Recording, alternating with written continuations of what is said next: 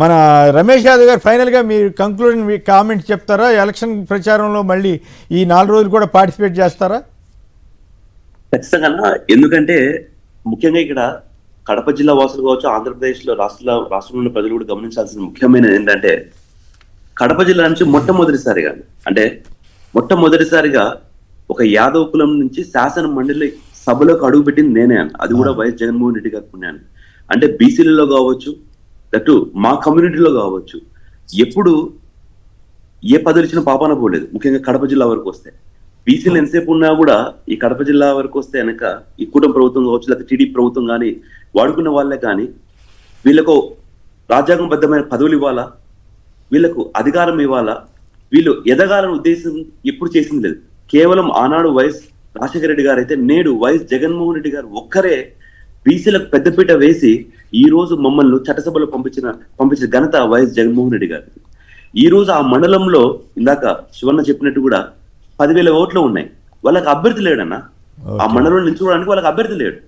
లేక పక్క మండలం నుంచి వాళ్ళ సొంత భార్యను తీసుకొచ్చి పెట్టుకోవాల్సిన అవసరం ఇక్కడ ఏర్పడింది. అంటే దీన్ని బట్టి చూస్తే మీకు అర్థమవుతుంది వైఎస్ జగన్మోహన్ రెడ్డి గారికి ఎంత పట్టు ఉంది ఆ నియోజకవర్గంలో కావచ్చు, బెస్ట్ ఆ మండలంలో గెలుపు ఖాయం అని 100% ఉందనేసి కేవలం భయపడించి ఈ ఎలక్షన్ జరిపించాలా అనే ఉద్దేశంతో ఈ ఘటనలన్నీ చేస్తున్నాను. కానీ వైఎస్ఆర్సీపీ పార్టీ నాయకులు కావచ్చు, కార్యకర్తలు కావచ్చు, ప్రజలు కావచ్చు, ఎవ్వరూ భయపడరన్నా. భయపడకోకుండా ఈ రోజు మేము ఏ ఇంటి దగ్గర పోయినా వాళ్ళు చెప్పేది ఒకటే, మేము వేసే ఓటు వైఎస్ జగన్మోహన్ రెడ్డి గారికి వేస్తున్నాము. వైఎస్ జగన్మోహన్ రెడ్డి గారు పట్టేందుకు ఇక్కడ చూపించాలనేసి రాష్ట్ర ప్రజలందరూ తెలియాలనే ఉద్దేశంతో ఈ రోజు అక్కడ ప్రజలు ముందుకు వచ్చి చేస్తున్నారు. కాబట్టి వాళ్ళు పట్టే ఈ చప్పుడులకు ఇక్కడ ఎవరు భయపడే వాళ్ళు ఎవరు లేరు. ఇట్లాంటి ఎన్నైనా సరే జగన్మోహన్ రెడ్డి గారికి మేమందరం ఉంటాము. మా ప్రాణాలను ఇవ్వడానికైనా జగన్మోహన్ రెడ్డి గారికి కానీ అవినాష్ రెడ్డి గారికి మేమందరం ముందు ఉంటామనేసి మరొకసారి మీ ద్వారా రాష్ట్ర ప్రజలందరికీ తెలియడం జరుగుతున్నాను. రైట్. ఇంకా మరి వచ్చే 4 రోజుల్లో ఇంకెన్ని అరాచకాలు చేస్తారో ఏంటో చూడాలి.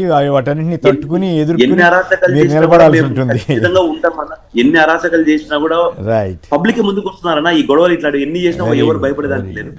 ఎదుర్కోపోతే వ్యవస్థలన్నీ ప్రజాస్వామ్యం మొత్తం కూని అయిపోద్ది కదా. మీలాంటి వాళ్ళు నిలబడి అంటే అప్పుడు కాస్త తగ్గుతారు. జనంలో పలసనైపోతున్నాం, అప్రదిష్ట పాలైపోతున్నాం. ఓవరాల్గా ఇది చంద్రబాబు గారికి అట్లాగే ఇంకా రెడ్ బుక్ ఇటువంటి అని చెప్పిన వాళ్ళందరికీ అప్రదిష్టే కదా. ఇది ఫైనల్గా వాళ్ళకే తగులుతుంది కదా. Red book maintain by with black lies అని చెప్పేసి ఆ రెడ్ బుక్ లో అన్ని పచ్చి అబద్ధాలు రాసుకొని ఈ రోజు అక్కడ రెడ్ బుక్ అంటే మేము డిజిటల్ లైబ్రరీలో పెట్టినాం. మనం మా జగన్మోహన్ రెడ్డి గారు చెప్పిన right. Okay, thank you very much Ramesh గారు.